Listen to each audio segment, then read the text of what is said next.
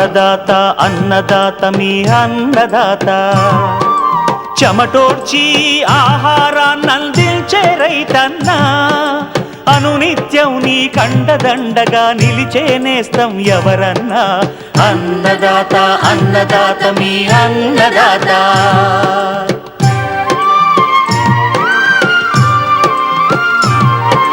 నూతన రీతుల సాగుబడికి నూరింతలు పెరిగే దిగుబడికి సూచనలిచ్చే సస్య రక్షణకు పశు పోషణకి శాస్త్ర విజ్ఞానం అందించి ముందుకు నడిపే తెలుగు రైతు భారతదేశానికి మకుటం అయ్యేలా తీర్చిదిద్దే ఆశయంతో మిమ్ము మేలు కొలిపేది అన్నదాత అన్నదాత అన్నదాత మీ అన్నదాత అన్నదాత అన్నదాత మీ అన్నదాత. అన్నదాత ప్రేక్షకులకు నమస్కారం. ఈనాటి ముఖ్యాంశాలు: పంట దిగుబడిని పెంచే పొటాష్ పోషకం,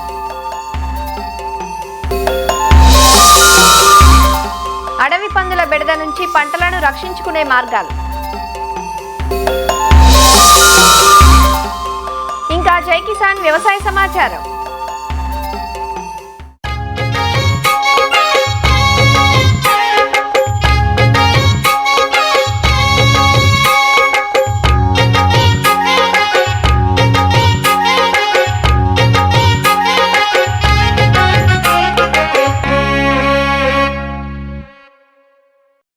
పంటలకు చీడపీడలతో పాటు పశుపక్షాదులు కూడా బెడదగా మారి రైతుకు కంటి మీద కునుకు లేకుండా చేస్తున్నాయి. ఎలుకలు, పక్షులతో పాటు ఇటీవలి కాలంలో పంటలపై అడవి పందులు, కోతుల విజృంభణ ఎక్కువగా ఉండి రైతుల కష్టాన్ని దోచేస్తున్నాయి. ఇవి రాత్రి వేళల్లో మూకుమ్మడిగా వచ్చి పంటలను ధ్వంసం చేస్తుంటే ఏమీ చేయలేని నిస్సహాయ పరిస్థితి. అడవి పందులను చంపడం చట్టరీత్యా నేరం. ఒకవేళ రేయింబవళ్లు కాపలా కాసినా పెద్దగా ఫలితం ఉండటం లేదన్నది రైతుల ఆవేదన.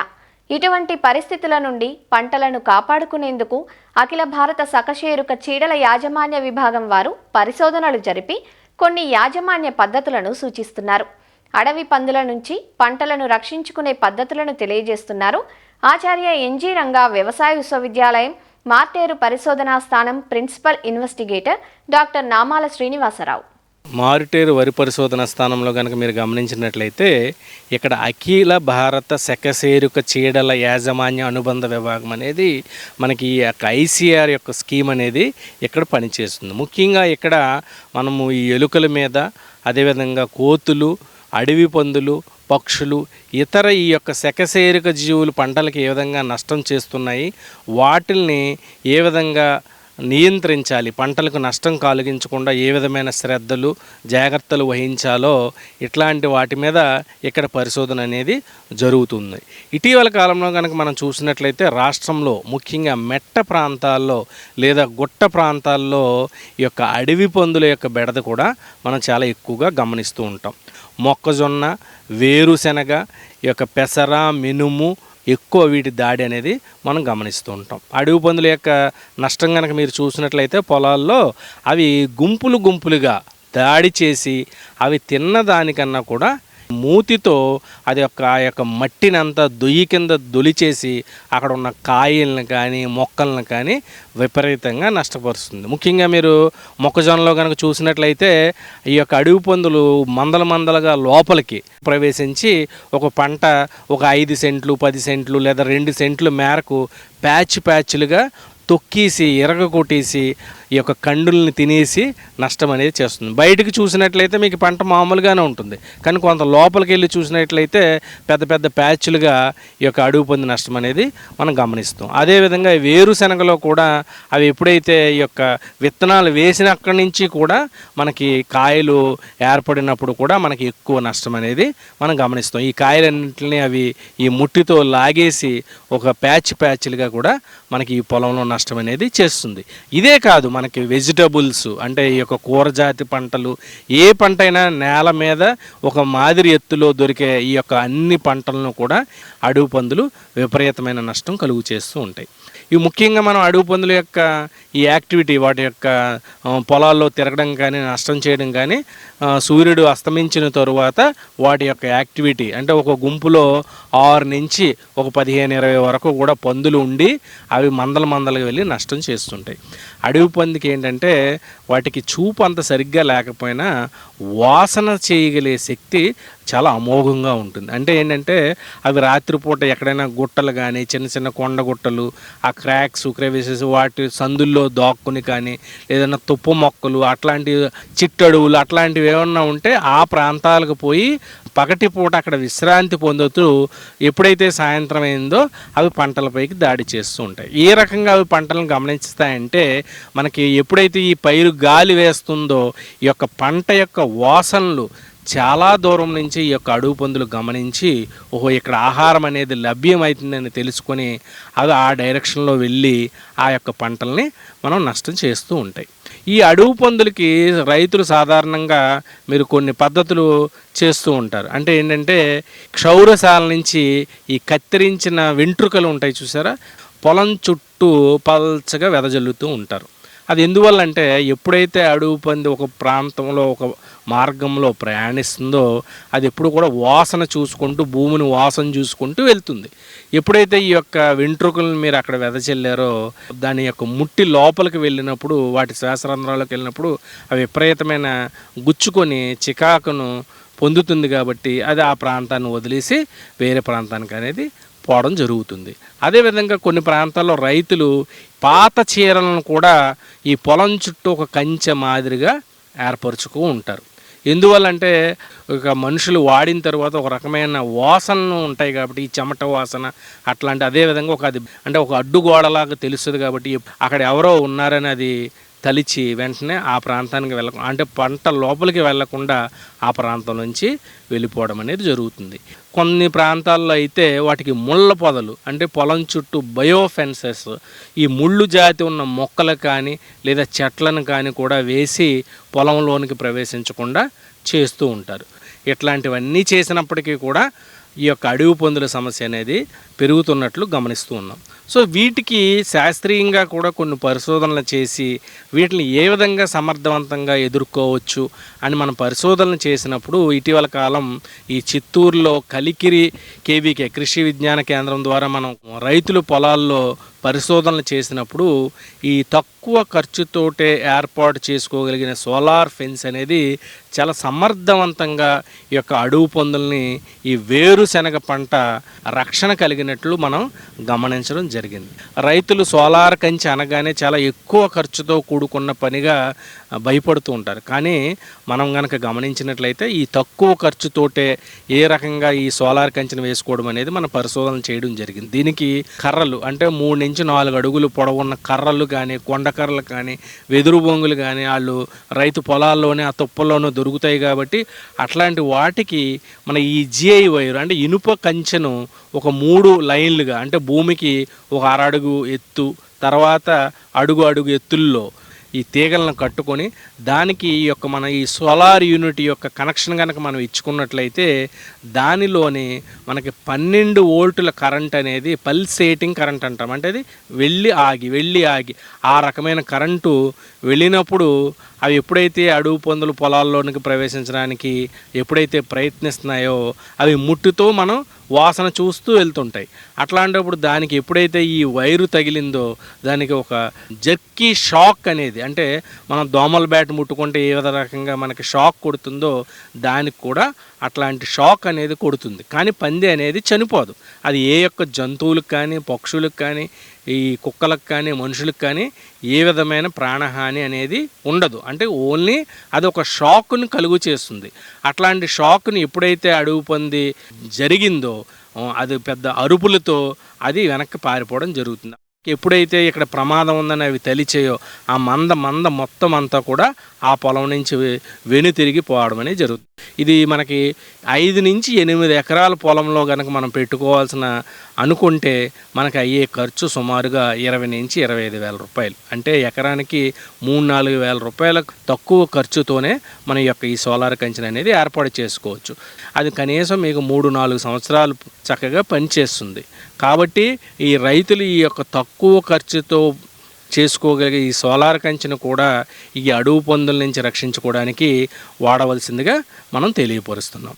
అదేవిధంగా కొన్ని రసాయనాలు అంటే మనకి ఈ యొక్క వృక్ష సంబంధ లేపనాలు కానీ, ముఖ్యంగా ఆముదం నూనె నుంచి లేదా పంది కొవ్వు, సల్ఫరు లేదా మనకి ఈ యొక్క వెల్లుల్లి వాటి ద్రావకాల నుంచి తయారు చేసిన వికర్షక రసాయనాలు లాంటి మందులు కూడా అక్కడక్కడ మనకి మార్కెట్లో లభ్యమవుతున్నాయి. లేదా రైతులే వారికి వారే సల్ఫర్ లాంటి మందులను, ఆముదపు నూనె వంటి కలిగిన వికర్షక లేపనాల్ని ఈ కొబ్బరి తాడుకు ఒక 24 గంటల పాటు కొబ్బరి తాడుని వాటి ద్రావణాల్లో బాగా నాంచి అటువంటి తాడుల్ని పొలం చుట్టూ గనక మనం కట్టుకున్నట్లయితే ఒక 2-3 వరుసల్లో ఆ వాసనని అవి గమనించినప్పుడు ఇక్కడ ఏదో ప్రమాదం ఉందని చెప్పి అవి వికర్షకాలుగా పనిచేస్తాయి. కాబట్టి ఆ పొలాల్లోకి ఎంటర్ అవ్వకుండా కూడా ఈ అడవి పందులు ఆ ప్రాంతాల నుంచి పోతూ ఉంటాయి. అదేవిధంగా ఈ కుళ్ళిన కోడిగుడ్ల ద్రావణాన్ని పిచికారీ చేయడము, వేప గింజలను పిచికారీ చేయడము, అదేవిధంగా ఊర పందుల యొక్క నుంచి వాటి యొక్క పెంట నుంచి తయారు చేసిన పిడకల్ని కాల్చడము, లైట్లను పెట్టడము, ఇట్లాంటి రకరకాల వినూత్న పద్ధతులను కూడా ఉపయోగించి అడవి పందుల నుంచి వారి యొక్క పొలాలను రక్షించుకుంటూ ఉంటారు.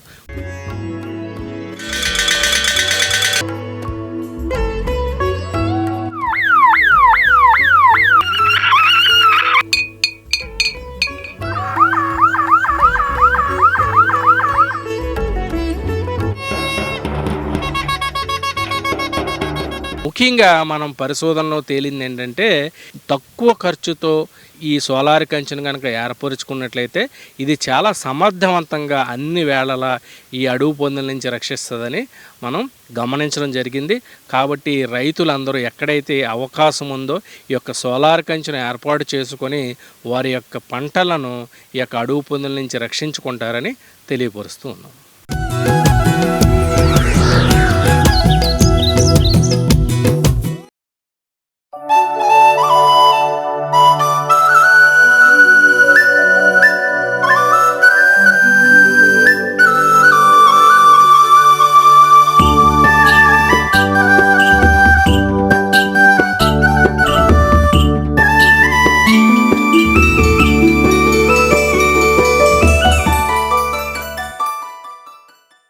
పంటల్లో దిగుబడిని పెంచే ముఖ్య పోషకం పొటాష్. నిజానికి మన దేశంలో నత్రజని ఎరువులను అవసరమైన దానికన్నా ఎక్కువగా వాడుతున్నారు కానీ పొటాష్ను మాత్రం అశ్రద్ధ చేస్తున్నారు. దిగుబడిని పెంచటమే కాకుండా పొటాష్ వల్ల చాలా ఉపయోగాలున్నాయి. కూరగాయలు, పండ్లలో రంగు, రుచి దేనివల్ల పెరుగుతుందో తెలుసా? అది పొటాష్ వల్లే. పండ్లలో తీయదనం, నిల్వగుణం పెంచాలంటే పొటాష్ పోషకం అవసరం. అలానే గింజ ధాన్యాల్లో గింజ గట్టిపడటానికి పొటాష్ కావాలి. ఇంకా చాలా ఉపయోగాలున్న పొటాష్ను ఎలా వాడుకోవాలో, సూటి ఎరువుగానే కాక ఆకులపై పిచికారీ రూపంలో ఎలా వాడుకోవచ్చో, పొటాష్ ప్రాధాన్యం ఏమిటో ప్రొఫెసర్ జయశంకర్ తెలంగాణ రాష్ట్ర వ్యవసాయ విశ్వవిద్యాలయం రాజేంద్రనగర్లోని అగ్రానమీ విభాగం సహాయ శాస్త్రవేత్త డాక్టర్ సతీష్ నుంచి తెలుసుకుందాం. ఇప్పుడు మనకు మార్కెట్లో ప్రధానంగా 2 రకాల పొటాష్లు ఉంటాయి. ఒకటి మ్యూరేట్ ఆఫ్ పొటాష్ మరియు sulphate of potash. Muriate of potash దాదాపు అందులో 60% వరకు పొటాష్ ఉంటుంది. ఇది అన్ని పంటలకు సమర్థవంతంగా వినియోగించవచ్చు. కానీ కొన్ని పంటలు ఉంటాయి, ఉదాహరణకు పొగాకు కావచ్చు, బంగాళదుంప కావచ్చు, లేకుంటే నిమ్మ మరియు ద్రాక్ష, ఇట్లాంటి పంటలలో ఇది వినియోగించడానికి రాదు. దీనికి అనుగుణంగానే ఈ పైర్లకు వాడుకోవాలంటే సల్ఫేట్ ఆఫ్ పొటాష్ రూపంలో మనం వాడుకోనికి ఎంతైనా అవకాశం ఉంది. సల్ఫేట్ ఆఫ్ పొటాష్లో 50% వరకు పొటాష్ ఉంటుంది. ఇదే కాకుండా ఈ సల్ఫేట్ ఆఫ్ పొటాష్లో గంధకం అనే ఒక మూలకం ఉంటుంది. ఎక్కడైతే నేలల్లో తక్కువ గంధకం శాతం ఉన్నదో అక్కడ ఇట్లాంటి సల్ఫేట్ ఆఫ్ పొటాష్ ఎరువును మనం వాడుకోవచ్చు. మార్కెట్లో ఇవి కాకుండా కూడా ద్రవ రూపంలో కూడా దొరుకుతుంటాయి. మనకు ఈ పొటాష్ మూలకము వేరే మనకు సేంద్రియ ఎరువుల్లో చూసుకున్నట్లయితే పశువుల ఎరువులో 0.5 నుంచి 0.6 వరకు ఉంటుంది. వేపపిండిలో 1.3% ఉంటుంది. తర్వాత ఆముదం పిండిలో కూడా 1.4% ఉంటుంది. కానీ కొబ్బరి చెక్కలో మాత్రం 1.8% వరకు ఉంటుంది. ఈ నల్లరేగడి భూములు అయితేనేమి, చెల్కా నేలలు అయితేమి ఏ విధంగా ఎరువును వినియోగించుకోవచ్చు అంటే, చెల్కా నేలలో 2-3 దఫాల్లో వినియోగించుకోవచ్చు. అదే నల్లరేగడి భూముల్లో మనము 2 దఫాల్లో విత్తనం వేసుకున్నప్పుడు ఒకసారి, తర్వాత పైపాటుగా వేసుకునే అవకాశం ఉంది. అదే మనం పత్తి చేను చూసుకున్నట్లయితే విత్తనం వేసేటప్పుడు, తర్వాత మొక్క ఎదిగిన 30, 60, 90 రోజులప్పుడు కూడా పైపాటుగా మనము ఈ పొటాష్ ఎరువును వేసుకుంటే ఎంతో శ్రేయస్కరం. అయితే ఈ పొటాష్ ఎరువు యొక్క ప్రయోజనాలు ఏముంటాయంటే, ప్రధానంగా మనం వరి కావచ్చు, లేకపోతే మొక్కజొన్న కావచ్చు, లేకపోతే చెరుకు కావచ్చు, వీటన్నిటిలో కాండం గట్టిపడే దశ వచ్చే అవకాశం ఉంటుంది. ఈ కాండం గట్టిగా ఏర్పడినప్పుడు మొక్కలు గాలికి కానీ లేకపోతే అధిక వర్షాలకు కూడా కింది పడకుండా ఉండే అవకాశం ఉంటుంది. తర్వాత మనకు ఈ పొటాష్ ఎరువులో ఎక్కువ శాతం నీటి ఎద్దడిని తట్టుకునే గుణాన్ని మన పంటలకు అందిస్తుంటుంది. ఈ పొటాష్ ఎరువు వినియోగం వల్ల ఈ ధాన్య పంటల్లో గింజలు గట్టిగా ఉండేసి, అంటే నిండుగా చేరి గట్టిగా వచ్చే అవకాశం ఉంటుంది. అదే కాకుండా పిలకలు పెరిగే అవకాశం ఎక్కువ ఉంటుంది. ముఖ్యంగా ఈ ధాన్య పంటల్లో, అంటే సజ్జ కావచ్చు, చిరుధాన్యాలు కావచ్చు, ఇట్లాంటి వాటిల్లో బాగా అవకాశం ఉంటుంది ఈ పొటాష్ ఎరువు వేయడం వల్ల. ఈ చీడపీడలను తట్టుకుని నిలబడే శక్తి దీంట్లో ఎక్కువ ఉంటుంది ఈ పొటాషియం ఎరువు వాడకంలో. అంతేకాకుండా మనము చౌడు నేలల్లో కనుక ఈ పొటాష్ ఎరువును విరివిగా ఉపయోగించుకున్నప్పుడు ఇనుపధాతు లోపం ఏదైతే ఉంటుందో అది పొటాషియం ఎరువు చేయబట్టి మంచిగా ఈ ఇనుపధాతు లోపం లేకుండా చూసుకునే అవకాశం ఉంది.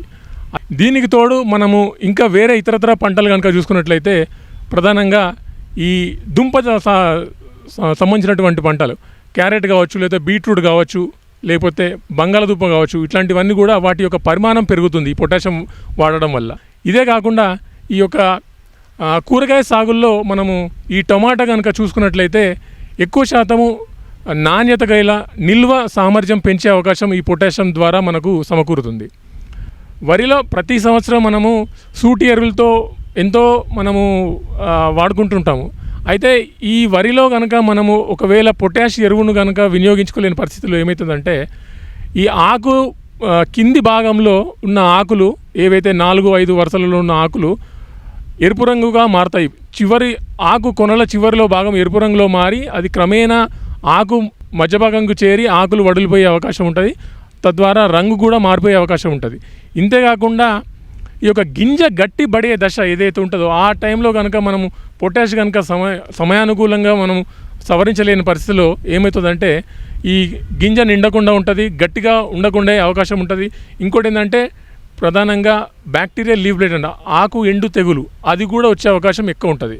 సో దానికి సవరించాలంటే మనకు సూటి ఎరువులతో పాటు సమగ్ర పోషక యాజమాన్యం అనేది ఒక మంచి బ్రహ్మాస్త్రం అని చెప్పేసి మనం చెప్పుకోవచ్చు. దాంట్లో ఏంటంటే పశువుల ఎరువు 10 టన్నులు వేసుకుంటే ప్రతి సంవత్సరం ఆఖరి దిక్కులో, అంటే నాటు పెట్టే టైంలో వేసుకొని చివికిపోయిన ఎరువులు వేసుకోవడము, దుబ్బు కట్టే దశ మరియు అంకురం నుంచి గింజ పాలు పోసుకునే దశ అయితే మనం గుర్తించి దాని టైంలో మనం ఈ పొటాషియం కనుక పైపాటుగా వేసుకున్నట్లయితే తప్పకుండా మనం ఈ పొటాషియం సవరించే వారం అవుతాము. మంచి దిగుబడిని వచ్చే అవకాశం ఎంతైనా ఉంది. ఫోలియర్ స్ప్రేలో ముఖ్యంగా ఏంటంటే మనం వేసే పైపాటుగా పిచికారీ చేసే ప్రదేశము సుమారుగా గాలిలో 15 కిలోమీటర్ల పర్ సెకండ్ కనుక వీచినట్లయితే ఎప్పుడు కూడా మనం ఆ మందు ద్రావణం పిచికారీ చేసేది మొక్కల మీద పడకుండా ఉంటుంది. 19 కావచ్చు, లేకపోతే మల్టీకే రూపంలో కనుక మనము ఈ యొక్క పొటాషియం సవరించుకోనికి 5 గ్రామ్ పర్ లీటరు 19 కావచ్చు, లేకపోతే 13045 4 to 5 గ్రామ్స్ అయినా మనం వినియోగించుకొని సవరించుకోనికి అవకాశం ఎంతైనా ఉంది.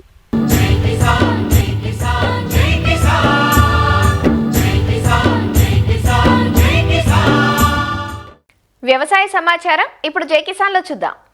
మెదక్ జిల్లాలో వరికి ప్రత్యామ్నాయంగా ఆరుతడి పంటల సాగుకు జిల్లా యంత్రాంగం రైతులను ప్రోత్సహిస్తోంది.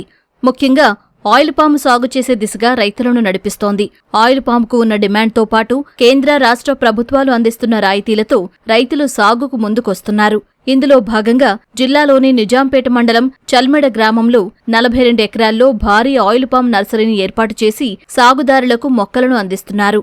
జిల్లాలో ఆయిల్ పాము సాగు ప్రణాళికలు విస్తరణపై మెదక్ జిల్లా కలెక్టర్ ప్రతిమా సింగ్ పూర్తి వివరాలను మా ప్రతినిధి శేఖర్ ముఖాముఖిలో వివరిస్తున్నారు. మెదక్ జిల్లాలో అయితే ఏళ్ల తరబడి రైతులు అయితే మూసధోరణి పద్ధతిలో వరి సాగు చేపట్టడం అనేటువంటి జరుగుతూ ఉంది. అయితే ఈ నేపథ్యంలో ప్రభుత్వం పెద్ద ఎత్తున ఆరుతడి పంటలు పండించుకోవాలని చెప్పి సూచిస్తున్నప్పటికీ రైతులు కొద్దిపాటి వర్షానికి మళ్లీ వరి వైపు మొగ్గు చూపి వరి సాగు చేపట్టడం అనేటువంటి జరుగుతుంది. ఈ నేపథ్యంలో అయితే మెదక్ జిల్లాలో ఆయిల్ ఫామ్ సాగును ప్రోత్సహించడానికి మెదక్ జిల్లా యంత్రాంగం కానీ మరి ఇక్కడ ఉన్నటువంటి అధికారులు, ఉద్యానవన శాఖ అధికారులతో కలిసి ఏ విధంగా ఆయిల్ ఫామ్ సాగును ప్రోత్సహించడానికి ఏ విధమైనటువంటి చర్యలు చేపడుతున్నారు, వాళ్ళకు ఉన్నటువంటి కార్యాచరణ ఏంటి అనేటువంటి విషయాన్ని జిల్లా కలెక్టర్ ప్రతిమా సింగ్ గారు మనతో ఉన్నారు. అయితే మరిన్ని వివరాలు వారి మాటల్లో అడిగి తెలుసుకునే ప్రయత్నం చేద్దాం. మెదక్ జిల్లాలో అయితే ఎల్నినో ఎఫెక్ట్ ఉంది, ఉన్నప్పటికీ కూడా చాలా మంది రైతులు ఏం చేస్తారంటే వరి వైపు మాత్రమే వెళ్తా ఉన్నారు.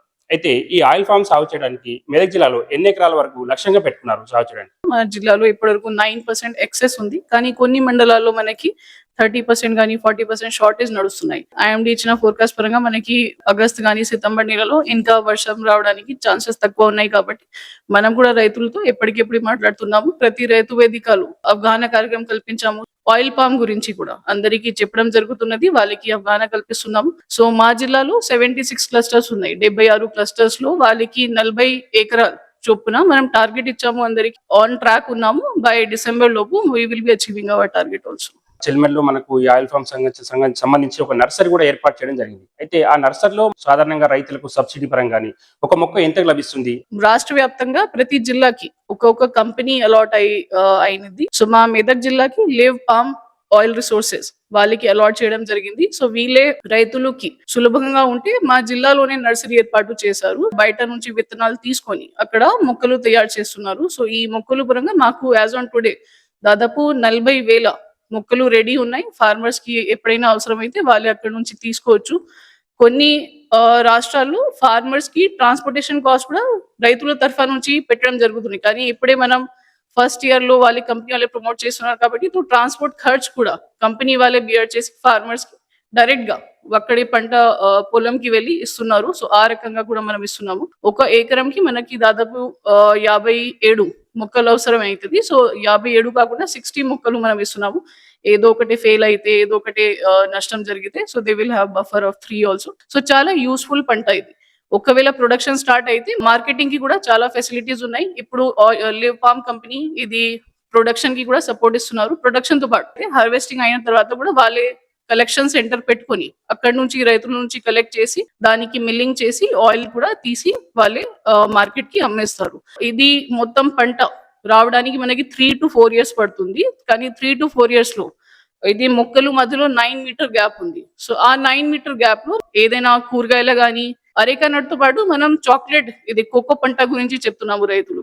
సో దానికి మీరు చేస్తే మీకు రెగ్యులర్ వచ్చిన ఆదాయం కూడా వస్తుంది. సైమల్టేనియస్లీ ఇది కూడా మనకి 3 years వరకు రెడీ అవుతుంది. ఇప్పుడు సాధారణంగా ఏంటంటే ఇప్పుడు ఈ ఆయిల్ ఫామ్ సాగు చేయడం ద్వారా ఈ కోతులు బెడద కానివ్వండి, వివిధ జంతువులకు సంబంధించిన ఏమైనా పంటలపైన దాడి చేసే అవకాశం ఉంటుందా ఈ ఫామ్ ఆయిల్ కి సంబంధించి? పామ్ ఆయిల్ లో ఇది కూడా మనకి ఒకటి అడ్వాంటేజ్ ఉంది. మా మెదక్ జిల్లాలో కోతులు సమస్య చాలా విపరీతంగా అయింది ఈ మధ్యలో.